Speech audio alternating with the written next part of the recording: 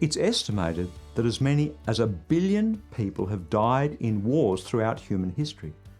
1 billion. The 20th century, with its 2 world wars and weapons of mass destruction, accounts for a not insignificant proportion of those deaths. And there are still around 135 state and non-state based armed conflicts raging today. What's the matter with us? Hi, I'm Bernie Diamond and welcome again to Fresh. So let's bring that just a bit closer to home. How's the level of conflict in your life?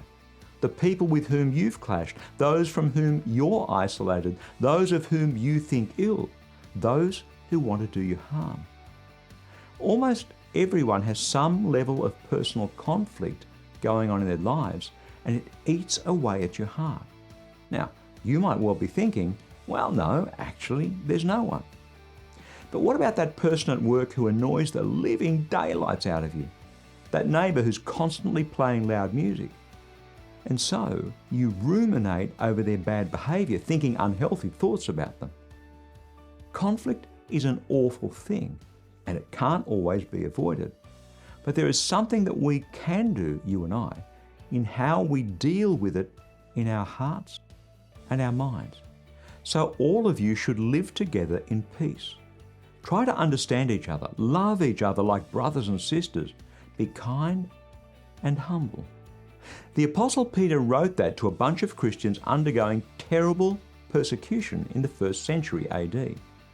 So far as it's up to us, God's saying through him, we can choose to bring an attitude of peace into a place of conflict. We can try to understand what's driving the other person to love them. We can choose kindness and humility, whatever level of conflict we might find ourselves in. We can choose. So choose. That's God's word, fresh for you today. If you'd like to go just a bit deeper with God, I'd so love to send you these fresh devotional messages every day. They're completely free. Just stop by at freshdevotional.org, and when you do subscribe, you'll immediately receive a free copy of my latest book, Overboard with Jesus. That web address again is freshdevotional.org.